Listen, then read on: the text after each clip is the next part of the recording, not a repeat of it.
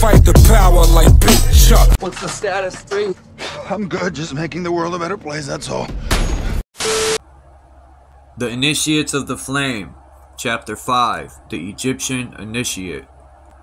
Many ages have elapsed since the Egyptian priest king passed through the pillars of Thebes.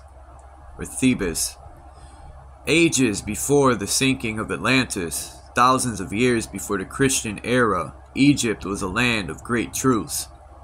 The hand of the Great White Brotherhood was held out to the empire of the Nile, and the ancient pyramid passages resounded with the chants of the initiates.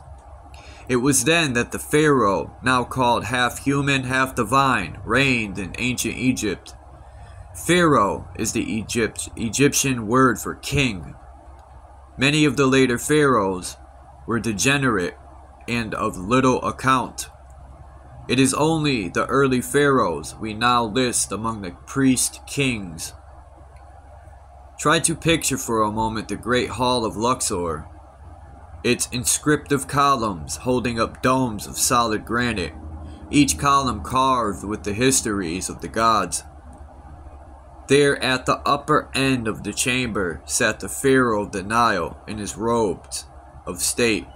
Around him his counselors, chief among them the priest of the temple. And imposing spectacle it was. The gigantic frame of the later Atlantean, robed in gold and priceless jewels. On his head the crown of the north and south, the double empire of the ancient. On his forehead the coiled serpent of the initiate, the serpent which was raised in the wilderness, that all who looked upon it might live. That sleeping serpent, power and man, which coiled head downward around the tree of life, drove him from the garden of the Lord, but which raised upon the cross became the symbol of the Christ. The pharaoh was an initiate of Scorpio, and the serpent is the transmuted Scorpio energy, which working upward in a regenerated individual is called the Kundalini. This serpent was the sign of initiation.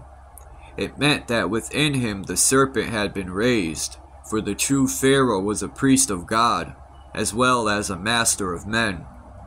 There he sat upon the cube altar throne, indicating his master over the four elements of his physical body, a judge of the living and of the dead, who in spite of all his power and glory, having about him the grandeur of the world's greatest empire, still bowed him humble supplication to will of the gods.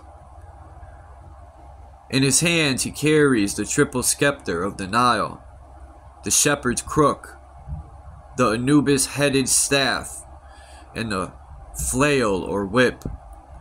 These were the symbols of his work.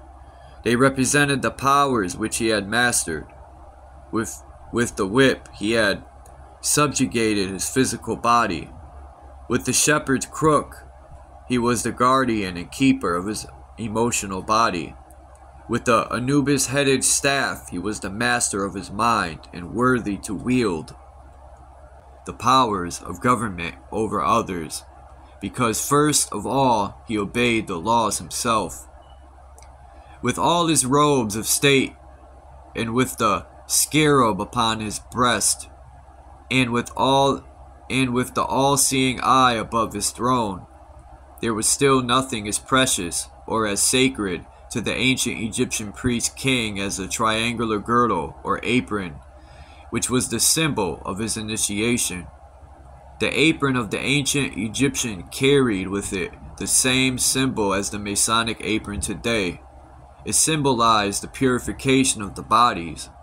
When the seat of the lower emotions, Scorpio, was covered by the white sheepskin of purification. This symbol of his purification was the most precious belonging of the ancient pharaoh, and his plain insignia worn by many others below him in rank and dignity, but equal to him in spiritual purification, was the most precious of all things to the priest king. There he sat, written upon him in the words of the initiate, the symbols of his purification and mastery, a wise king of a wise people. And it was through these priest-kings that the divine worked, for they were the order of Melchizedek. Through them was formed that doctrine, which degeneracy has not been able to entirely obliterate, which we know as the divine right of kings. Divine because through spirituality and growth, God was able to manifest through them. They were conscious instruments in the hands of a ready writer, willing and proud to do the work of those with whom through knowledge and truth they attuned themselves. But the time came, as in all nations, when selfishness and egotism entered the heart of king and people alike, and slowly the hand of the great white brotherhood that fed ancient Egypt was withdrawn, and the powers of darkness transformed the land of glory into one of ruins, and the names of mighty kings were buried beneath the oblivion and degeneracy. Mighty cataclysm shook the world, and out of the land of darkness the great white brotherhood carried the chosen people into the promised land. Egypt, the land of glory, disintegrated into dust. The great temples of the pharaohs are ruins, and the temples of Isis are but broken heaps of sandstone. But what of the priest kings who labored there in the days of its glory? They are still with us, for those who were leaders before are leaders now, if they have continued to walk the path. Although his scepter is gone, and his priestly vestments have molded away, the priest king still walks the earth with the dignity and the power and the childish simplicity that before made him great. He no longer wears the robes of his order. Although he bears no credentials, he is as much a priest king now as then. For he still bears the true insignia of his rank. The coiled serpent has given the place to knowledge and love. The hand that bestowed the riches of the past does little acts of kindness now. Although he no longer carries the scepters of self-mastery, still he manifests that mastery in his daily life. Although the altar fires within the temple at Karnak have long been dead, the true fire within himself still burns, and before that he still bows, as he bowed in the days of Egypt's glory. Although the priest no longer is his counselor, and the wise ones of his country no longer aid him in governmental problems, still he is never alone, for the priest in the white and the counselors in blue still march with him and whisper words of strength when he needs them.